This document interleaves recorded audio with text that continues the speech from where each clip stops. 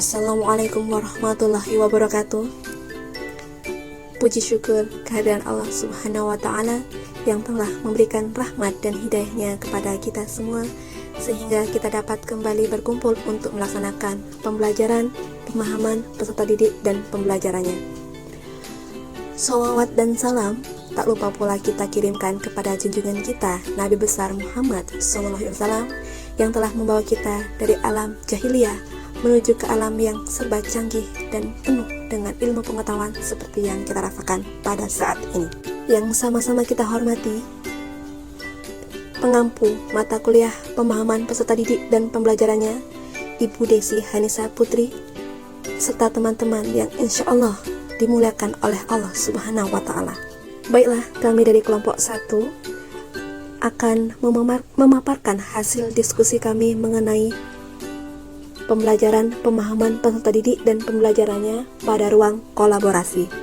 Kasus pertama akan dibahas oleh Anissa Elvina, dilanjutkan dengan kasus kedua akan dibahas oleh Munawarah dan Insyirah Erlenida, dan kasus terakhir akan dibahas oleh Dinda Rahmayanti.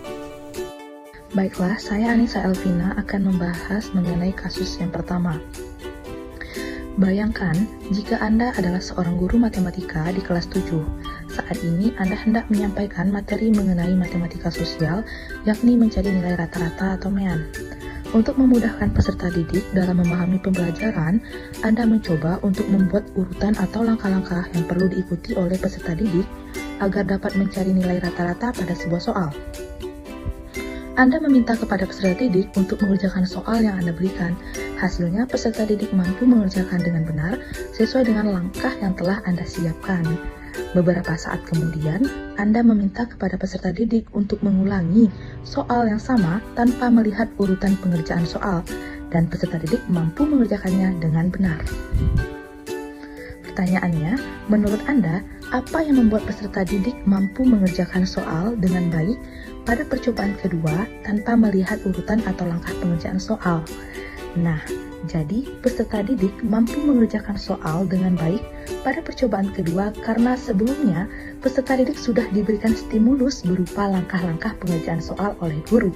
Otomatis guru telah memberikan instruksi untuk pengerjaan soal kepada peserta didik.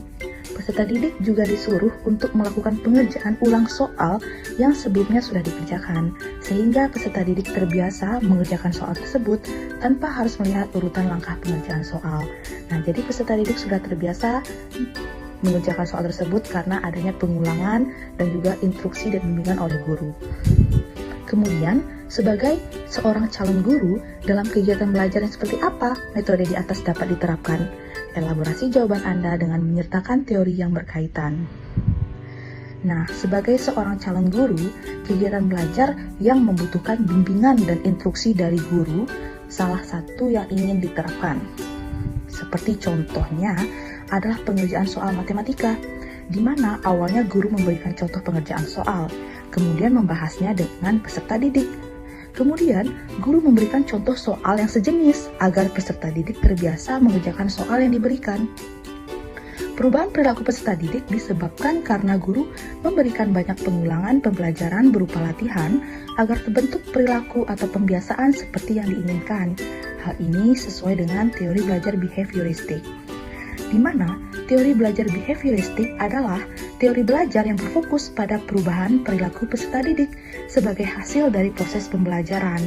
Nah, menurut teori ini, perubahan perilaku peserta didik disebabkan oleh adanya interaksi antara stimulus dan respon.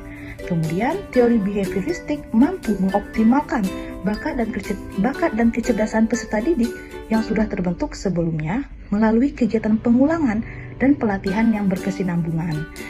Dalam hal melibatkan kegiatan pengulangan dan pelatihan tersebut yang akan berfungsi sebagai proses penguatan untuk terus mengembangkan kemampuan peserta didik agar semakin terampil. Nah, jadi untuk ciri-ciri teori belajar behavioristik yaitu mementingkan pembentukan kebiasaan melalui latihan dan pengulangan. Dan untuk kelebihan teori belajar behavioristik, di mana kegiatan pengulangan dan pelatihan tersebut berfungsi sebagai proses penguatan untuk mengoptimalkan kemampuan peserta didik agar semakin terampil. Nah, jadi untuk kasus di atas sesuai dengan contoh penerapan dari teori belajar behavioristik. Salah satunya, guru lebih cenderung mendominasi kegiatan pembelajaran dengan memberikan banyak instruksi selama mengajar.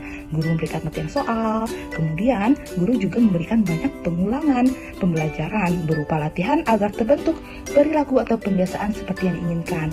Jadi awalnya peserta didik belum bisa mengerjakan soal tersebut, kemudian guru memberikan latihan terus, sehingga peserta didik terbiasa mengerjakan soal dan terjadinya perubahan perilaku yang sesuai dengan teori belajar behavioristik. Kasus 2. Rina adalah seorang guru di kelas 1 SD. Sebagian besar peserta didiknya belum bisa berhitung dengan lancar. Rina sedang memikirkan cara yang sesuai untuk membantu setiap peserta didik menyelesaikan tentang belajarnya. Menurut Anda, apa yang dapat Rina lakukan untuk membantu peserta didiknya sesuai dengan tahapan perkembangan usia? Menurut pendapat kelompok kami, cara yang sesuai untuk membantu peserta didik kelas 1 SD dalam menyelesaikan tantangan belajarnya adalah Rina bisa melaksanakan kegiatan belajar dengan menggunakan objek nyata atau benda-benda di sekitar peserta didik agar bisa menstimulus kemampuan peserta didik dalam berpikir. Anak kelas 1 SD berada pada rentang usia 7 tahun, sehingga diperlukan objek nyata dalam menyelesaikan pemecahan soal. Contohnya, dalam kegiatan belajar berhitung, Rina dapat membawa korek api lidi sebagai media pembelajaran untuk peserta didik belajar. Rina juga bisa membuat sebuah permainan yang berkaitan dengan berhitung, serta memilih bahan bacaan yang sesuai dengan perkembangan anak tersebut, dan juga jangan lupa didampingi dalam setiap proses pembelajarannya. Mengapa Anda menyarankan hal tersebut? Elaborasi jawaban Anda dengan menyertakan teori yang berkaitan. Sebelumnya, seperti yang kita ketahui bahwa beberapa karakteristik anak kelas 1 SD seperti yang pertama, waktu reaksinya lambat, yang kedua, aktif dan bersemangat, yang ketiga, gemar bermain sambil belajar, dan yang keempat, kurangnya kemampuan pemusatan perhatian. Sehingga, saat guru menyediakan media pembelajaran secara langsung atau objek nyata, anak kelas 1 SD akan lebih tertarik dan bersemangat dalam belajar.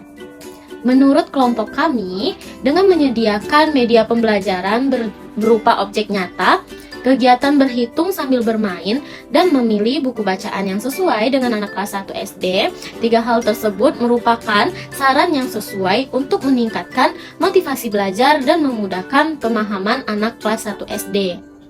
Media pembelajaran yang menggunakan objek nyata merupakan salah satu bagian dari teori belajar konstruktivisme. Teori belajar ini merupakan sebuah teori yang menempatkan peserta didik sebagai individu yang membangun pemahamannya dan memahami informasi secara aktif sepanjang proses pembelajaran.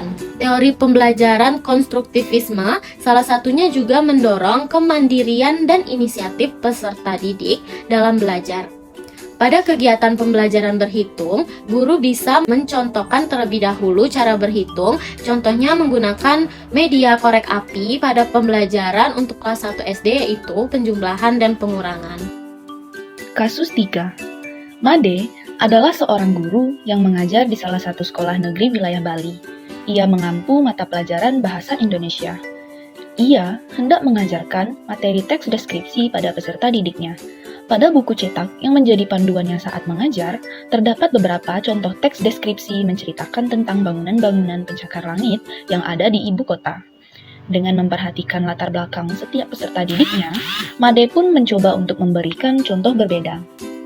Ia memberikan contoh teks deskripsi tentang pantai dan makanan khas di Bali. Menurut Anda, apakah pertimbangan dan keputusan Made sudah sesuai? Mengapa demikian? Menurut pendapat kelompok kami, keputusan Made sudah sesuai karena pada contoh yang diberikan di buku adalah salah satu contoh teks deskripsi menceritakan tentang bangunan-bangunan pencakar langit yang ada di ibu kota. Yang artinya, peserta didik yang berada di ibu kota yang cepat membayangkan kondisi tersebut. Made memberikan contoh teks deskripsi sesuai dengan wilayah tempat Made mengajar dengan mempertimbangkan latar belakang peserta didiknya. Peserta didik yang sudah mengenal kondisi wilayah yang ada di Bali akan menyebabkan peserta didik lebih cepat memahami dan mudah membayangkan kondisi yang terjadi seperti pada teks deskripsi tersebut. Prinsip apa yang Made gunakan dalam kasus tersebut? Elaborasi jawaban Anda dengan menyertakan teori yang berkaitan. Menurut pendapat kelompok kami, Prinsip yang Made gunakan dalam kasus tersebut adalah prinsip membangun pemahaman dan pengetahuan peserta didik melalui pengalaman yang telah dimiliki oleh peserta didik. Prinsip tersebut sesuai dengan teori belajar konstruktivisme, di mana teori ini merupakan teori yang mendorong peserta didik dalam menggunakan pengalaman dan pengetahuannya untuk memecahkan masalah yang diberikan oleh guru. Dalam sudut pandang ilmu psikologi, konstruktivisme dikenal sebagai pendekatan yang memandang bahwa setiap individu dapat membangun pemahaman serta pengetahuan mereka sendiri melalui berbagai pengalaman yang telah dimilikinya. Sehingga ketika guru memberikan tugas untuk menulis teks deskripsi tersebut, peserta didik akan dengan mudah membangun pengetahuannya sendiri sebagai hasil dari pemahamannya. Itulah tadi hasil pemaparan kasus 1, 2, dan 3 dari kelompok kami. Kami akhiri, wassalamualaikum warahmatullahi wabarakatuh.